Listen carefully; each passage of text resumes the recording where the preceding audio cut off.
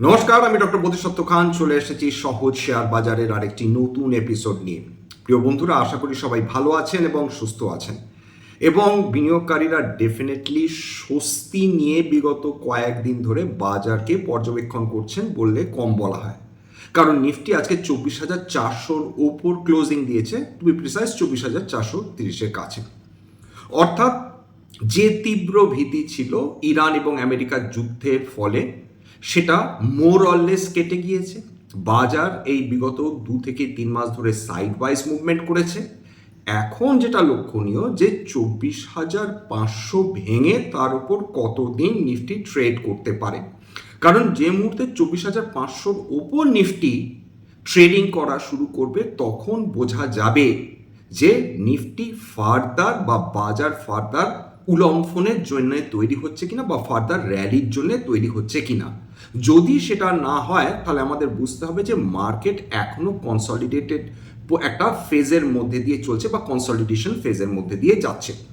দেখুন, ক্রুড অয়েলকে আর ব্রেন্ট ক্রুডকে নিয়ে নতুন করে কিছু এখন বলার নেই, কারণ ক্রুড অয়েল এবং ব্রেন্ট ক্রুড যে রেটে ট্রেড করছে সেটা ভারতবর্ষের অর্থনীতির জন্য কেবলমাত্র স্বস্তিদায়ক নয়, বরং বলা যেতে পারে সুবিশাল স্বস্তিদায়ক। এমন একটা পজিশনে চলে এসেছে ক্রুড অয়েল এবং ব্রেন্ট ক্রুডের দাম, অর্থাৎ ইন্ডেক্সগুলো, সেখানে ভারতবর্ষের পক্ষে এখন সম্ভব, অর্থাৎ সামনের কোয়ার্টারগুলোতে, যে তারা কারেন্ট অ্যাকাউন্ট সারপ্লাসও হয়ে যেতে পারে এমন পসিবিলিটি তৈরি হচ্ছে। কারণ একদিকে যদি ডলার এবং টাকার সম্পর্ক দেখেন, বর্তমানে প্রতি ডলার ট্রেড করছে 95.41 টাকা, অর্থাৎ মার্কেট এখন টাকাকে একটা স্টেবিলিটি দিচ্ছে বা ডলারকে ফার্দার শক্তিশালী হতে দিচ্ছে না। তার কারণ ডলারের চাহিদা কমেছে। এফআইআইসরা যতদিন বিপুল হারে শেয়ার বিক্রি করে চলে যাচ্ছিল ততদিন ডলারের ডিমান্ড বৃদ্ধি পাচ্ছিল। ডলারের ডিমান্ড বৃদ্ধি পাওয়ার ফলে টাকা দুর্বল হচ্ছিল। এটা গেল একটা কারণ। 2 নম্বর হচ্ছে আন্তর্জাতিক বাজারে যত সোনার দাম, যত ক্রুড অয়েলের দাম বৃদ্ধি পাচ্ছিল, তত সেই তেল এবং সোনা কেনার জন্যে আমাদের কেন্দ্রীয় ব্যাংকের কাছ থেকে বিভিন্ন ব্যাংক বা বিভিন্ন ইনস্টিটিউশনস অতিরিক্ত ডলার ডিমান্ড করছিল সঙ্গত কারণে। কারণ যদি একদিকে ডলারের দাম বাড়ে, অন্যদিকে বিভিন্ন কমোডিটিসের দাম বাড়ে এবং সেইটা আন্তর্জাতিক বাজারে সেই দাম মেটাতে হবে কেবলমাত্র ডলার দিয়ে, তার ফলে ডলার ক্রমাগত শক্তিশালী হয়ে চলছিল।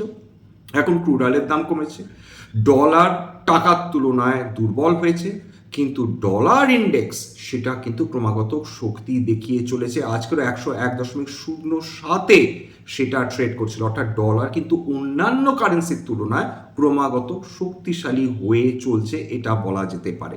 আজকের ক্রুড অয়েল লাস্ট ডেটা পাওয়া অবধি $68.65 প্রতি ব্যারেলে ট্রেড করছিল, অর্থাৎ সাংঘাতিক সস্তা হয়ে গিয়েছে আন্তর্জাতিক বাজারে কাঁচা অপরিশোধিত জ্বালানি তেল।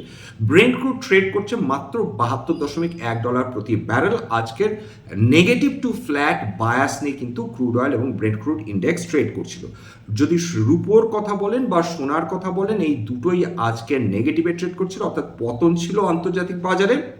সোনা প্রায় 0.66% পতন নিয়ে ট্রেড করছিল, রুপোর প্রায় 0.82% পতন নিয়ে ট্রেড করছিল। কিন্তু এর মাঝখানে যেটা অত্যন্ত গুরুত্বপূর্ণ বিষয়, আমরা যখন semiconductor, renewable energy, electric vehicles, battery energy storage system প্রভৃতি আপকামিং ফিউচারিস্টিক সেক্টরস নিয়ে আলোচনা করছি, এদের ভবিষ্যৎ নিয়ে আলোচনা করছি, ঠিক তার মাঝখানে যে সেক্টরটা চুপি চুপি দুর্দান্ত ঊর্ধ্বগতি নিয়েছে সেটা বেশ কয়েকটা সেক্টরের সংমিশ্রণ, পরস্পর ডেফিনেটলি ইন্টাররিলেটেড। একটা অবশ্যই ফার্মা, 2 নম্বর হচ্ছে কেমিক্যালস, তার মধ্যে ডেফিনেটলি অবশ্যই স্পেশালিটি কেমিক্যালস রয়েছে, অ্যাগ্রোকেমিক্যালস রয়েছে এবং অবশ্যই হেলথ কেয়ার। এই তিনটে একযোগে এমন র্যালি করছে যে এই সেক্টরের অন্তর্গত বহু বহু স্টকস আজকের দিনে 52 সপ্তাহের নতুন উচ্চতা ছুঁয়ে গেছে। এর সঙ্গে অ্যাড করুন আরও দুটো সেক্টর, ফিনান্সিয়াল সেক্টর সার্বিকভাবে বলা যেতে পারে, এবং তার মধ্যে নন ব্যাংকিং ফিনান্সিয়াল কোম্পানিজ এবং তার সঙ্গে মাইক্রো ফিন্যান্স কোম্পানিজের নাম অ্যাড করুন। এর মধ্যে বহু কোম্পানিজ আজকের 52 সপ্তাহের উচ্চতা দেখে ফেললো। কেন দেখলো? কারণটা খুবই সঙ্গত। তার কারণ যত আন্তর্জাতিক বাজারে তেলের দাম কমবে তত ইম্পোর্টেড ইনফ্লেশন বা মূল্যবৃদ্ধি হওয়ার সম্ভাবনা আরও কমবে, এবং যত মূল্যবৃদ্ধি হওয়ার সম্ভাবনা কমবে তত এটা খুবই সম্ভব যে রিজার্ভ ব্যাঙ্ক অফ ইন্ডিয়া তারা ইন্টারেস্ট রেট হাইক করার পথে নাও হাঁটতে পারেন, এবং যদি ইন্টারেস্ট রেট তারা হাইক না করেন তাহলে যেটা দাঁড়াবে যে মানুষ আবার নতুন করে তারা ঋণ নিতে আগ্রহী হবেন। সেটা পার্সোনাল লোন হতে পারে, সেটা হাউস বিল্ডিং লোন হতে পারে, সেটা অটো লোন হতে পারে, যাই বলুন না কেন সমস্ত ক্ষেত্রে এই সমস্ত ফ্যাক্টরস যখন ভারতের অর্থনীতির অনুকূলে রয়েছে এবং ইনফ্লেশনের ভীতি প্রায় নেই বললেই চলে, অর্থাৎ ইনফ্লেশন বৃদ্ধির, তখন কিন্তু মাইক্রোফিন্যান্স এবং বিভিন্ন নন ব্যাংকিং ফিনান্সিয়াল কোম্পানিজ আজকেরও দেখবেন যে 52 সপ্তাহের উচ্চতা ছুঁয়ে গেছে। এর সঙ্গে আরও কয়েকটা ফ্যাক্টর ভারতবর্ষের উন্নতি সাধনের ক্ষেত্রে দুর্দান্তভাবে কাজ করছে। তার মধ্যে অন্যতম ফ্যাক্টর যেটা ভারতবর্ষের ভাবমূর্তিকে উজ্জ্বল থেকে উজ্জ্বলতর করে তুলছে সেটা হচ্ছে আমাদের মাননীয় প্রধানমন্ত্রী শ্রী নরেন্দ্র মোদীর ভূমিকা। তিনি যে বিশ্ব নেতা হিসেবে কতখানি গ্রহণযোগ্য সেটা কেবলমাত্র ইউরোপ দেখাচ্ছে তা নয়, সেটা মধ্যপ্রাচ্য দেখাচ্ছে তা নয়, সেটা জাপান দেখাচ্ছে তা নয়, এবার চলে আসেন ইন্দোনেশিয়াতে। সেই ইন্দোনেশিয়ার যিনি প্রেসিডেন্ট তিনি আজকের অত্যন্ত উষ্ণ অভ্যর্থনা জানিয়েছেন আমাদের মাননীয় প্রধানমন্ত্রীর সঙ্গে, এবং সেখানেও বড় বড় চুক্তি, কয়েক বিলিয়ন ডলারের চুক্তি হতে চলেছে। এবার চলে আসি ইসরায়েলের ক্ষেত্রে।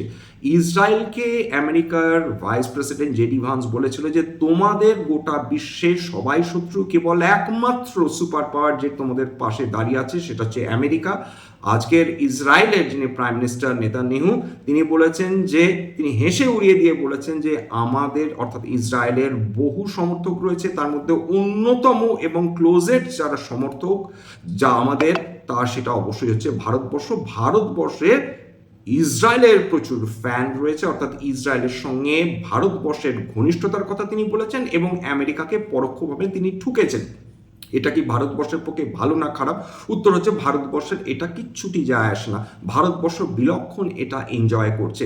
একদিকে যদি মধ্যপ্রাচ্য ভারতবর্ষকে সাপোর্ট করে, যদি ইরান মধ্যপ্রাচ্যকে মাফ করবেন ভারতবর্ষকে সাপোর্ট করে, জাপান ইন্দোনেশিয়া ভারতবর্ষকে সাপোর্ট করে, ব্রাজিল ভারতবর্ষকে সাপোর্ট করে, রাশিয়া তো অবশ্যই ভারতবর্ষকে সাপোর্ট করতো, তাহলে বুঝতে পারছেন কি ভারতবর্ষের এই মুহূর্তে কি ধরনের গ্রহণযোগ্যতা গোটা বিশ্বে ছড়িয়ে পড়ছে। শুধু তাই না, ফার সাউথ বলে একটা এজেন্ডা রয়েছে, অর্থাৎ বিশ্বের যে মাল্টিন্যাশনাল কোম্পানিজ তারা আফ্রিকাতে ঢুকতে চাইছে এবং আফ্রিকাতে ঢুকতে গেলে কিন্তু ভারতবর্ষের সাহায্য ছাড়া তাদের পক্ষে ঢোকা একটু ডিফিকাল্ট।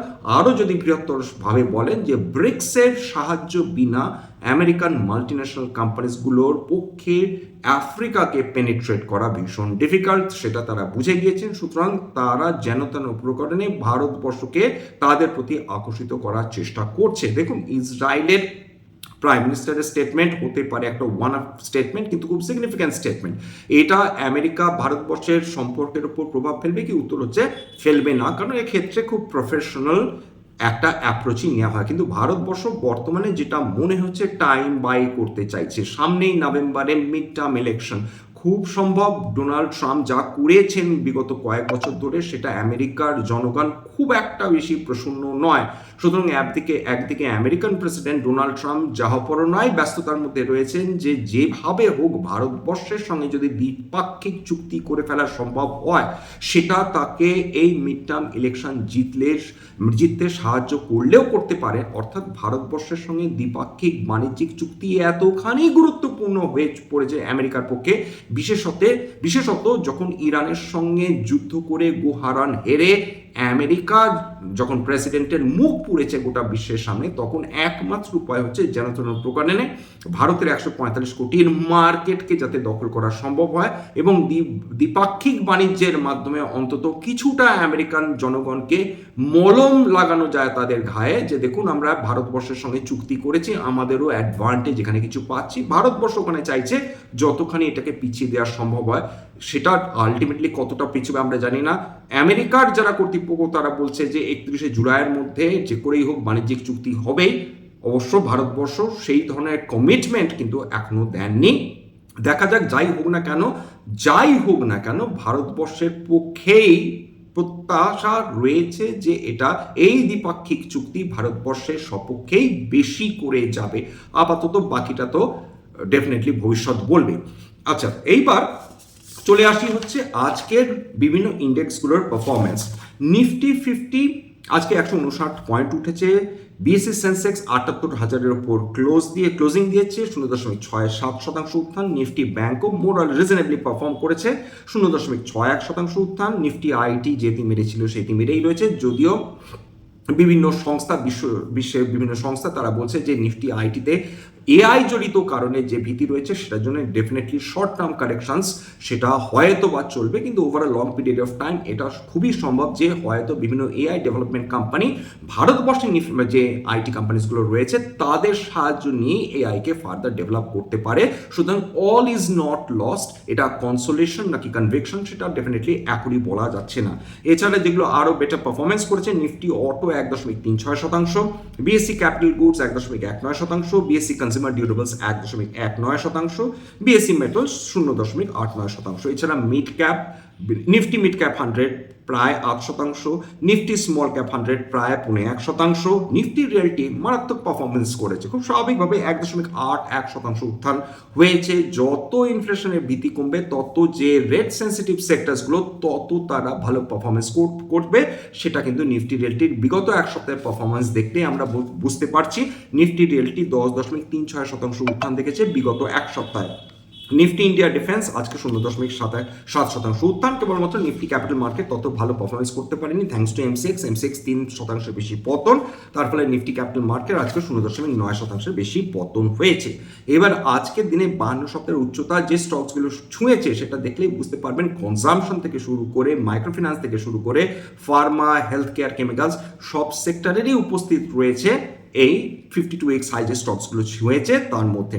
অ্যালাইড ব্লেন্ডার্স এটা definitely alco beverage consumption, Welspun Corp, Radico Khaitan alco beverage, Manappuram finance micro finance, IndusInd bank, Adani energy, Chola investment, LT finance, খেয়াল করে দেখেছেন সমস্ত finance companies, micro finance companies, Granules India, এছাড়া Aditya Birla capital, credit access Grameen, Anand Rathi, Honasa consumer, Schneider infra, Torrent Pharma, JB chemicals, FSNE Nykaa, Oberoi realty, Zydus life sciences, Lupin, AU small finance bank, Ipca labs, Apollo hospitals, Adani enterprises, Adani green energy. এছাড়া বিভিন্ন IT কোম্পানিজগুলোর মধ্যে যেটা exception নিজেকে prove করেছে সেটা Oracle financial services. কেন?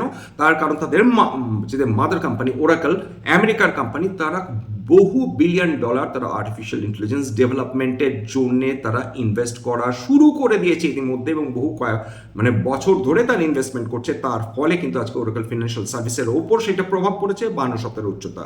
Side life sciences, Zydus wellness, Krishna ইনস্টিটিউটের উপর থেকেই 52 সপ্তাহের উচ্চতা আজকে ছুঁয়ে গেছে। যাই হোক, এখানে শেষ করছি। আশা করি এই এপিসোডটা আপনাদের ভালো লাগলো। স্ট্যান্ডার্ড ডিসক্লোজার যে কোম্পানিজগুলো নিয়ে আলোচনা করলাম, হতে পারে তার মধ্যে কয়েকটাতে আমার বা আমার পরিবারের বিনিয়োগ থাকলেও থাকতে পারে। ভবিষ্যতে যদি নতুন করে কিনি বা বিনিয়োগ করি, আগাম বিজ্ঞপ্তিতে কিনতে বা বিনিয়োগ করতে পারবো না। স্ট্যান্ডার্ড ডিসক্লেমার, এটা কেবলমাত্র একটা এডুকেশনাল চ্যানেল। বাঙালি বিনিয়োগকারীদের ইনভেস্ট অ্যাওয়ারনেস বৃদ্ধির জন্য এখানে কোনো ধরনের কোনো শেয়ারের buy sell recommendation, suggestion, advice এমনকি ইনফ্লুয়েন্স করার প্রচেষ্টা নেই। আমার কথা শুনে যদি কোনো ধরনের শেয়ার্স বা অ্যাসেট ইনভেস্ট করেন, ক্ষতির মুখোমুখি হতে পারেন। সুতরাং সবসময় একজন সেবি রেজিস্টার্ড ইনভেস্টমেন্ট অ্যাডভাইসারের পরামর্শ নেওয়ার চেষ্টা করবেন বা নিজের ডিউ ডিলিজেন্স করবেন। সবশেষে যেটা বলি, যদি এই ধরনের এপিসোড আপনার ভালো লাগে প্লিজ একটা লাইক দেবেন, প্লিজ সাবস্ক্রাইব করবেন, এবং যদি সত্যি মনে হয় আমার বাঙালি ভাই বোনদের জীবনে একটুখানি ভ্যালু অ্যাড করতে পারছি, প্লিজ নিজের গ্রুপে শেয়ার করে দেওয়ার চেষ্টা করবেন। আজকের জন্য নমস্কার।